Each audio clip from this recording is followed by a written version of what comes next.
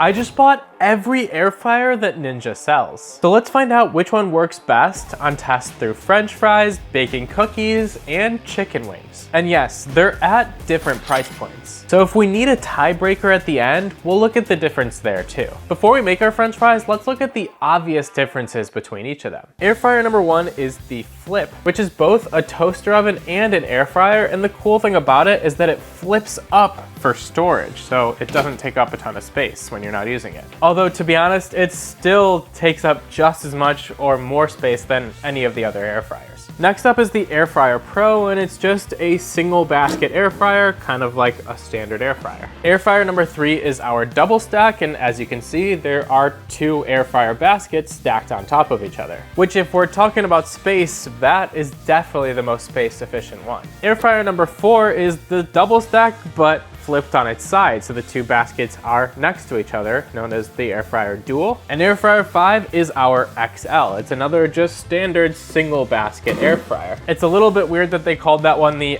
XL because I think it has less room than all the other air fryers, but maybe it came before the other ones and was the largest at that time. But now for the important stuff, which one is actually the best air fryer? That's what we're here for today, so let's make some French fries. I've got a handful of French fries in each of the 5 air fryers. They're all ready to go. I'm gonna turn them all on at 400 degrees next and cook them for about 11 minutes. And I'll keep an eye on them and see if any of them are faster than the other air fryers and which ones come out crispiest at the end. I've now finished cooking all of these for 10 minutes. Let's compare all the French fries. Starting off with our Flip, and they have a little bit of color to them, not too much.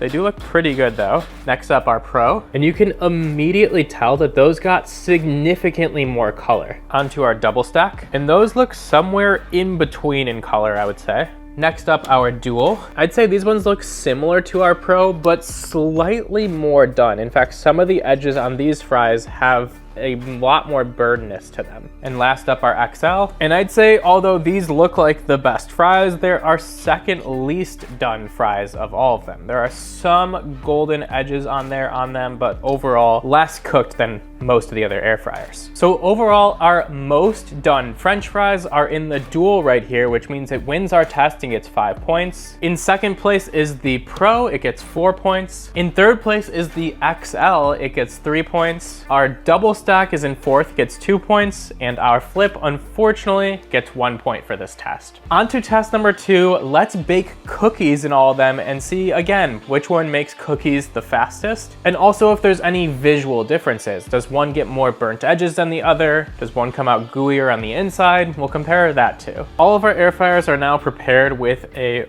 cookie dough piece in each of them. And let's cook them all now at 350 degrees for about 12 minutes and see the differences. 12 minutes later, all the cookies are ready. Let's dive in and take a look. First up, our Flip. And honestly, that looks like a perfect cookie.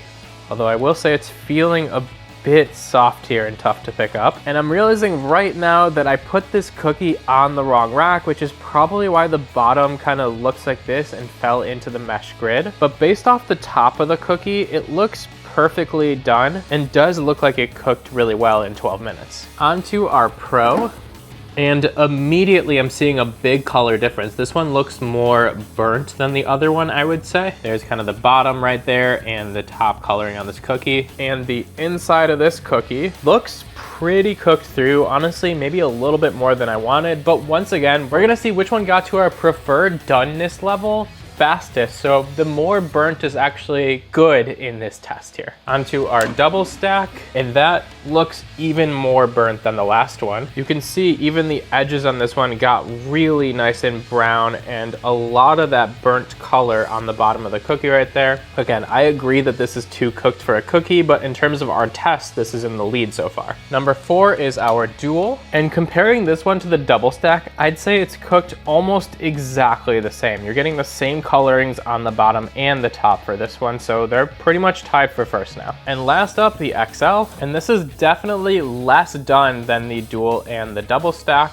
and also slightly less done than our Pro. It's gonna be in 4th place because it's definitely more done than the Flip. So to summarize for this test, the dual and the double stack tied for first place and both get 5 points. The Pro got 3rd place here and gets 3 points. The XL 4th with 2 points, and once again, our Flip, unfortunately, last place, 1 point. We've got one more important test to go. We're gonna throw chicken drumsticks in each of these and see if we can break some of the close ties here in our final test. I've just prepared all of our chicken drumsticks with just a little bit of salt, pepper, and olive oil. Now let's get all these air fryers running at 400 degrees for about 25 minutes.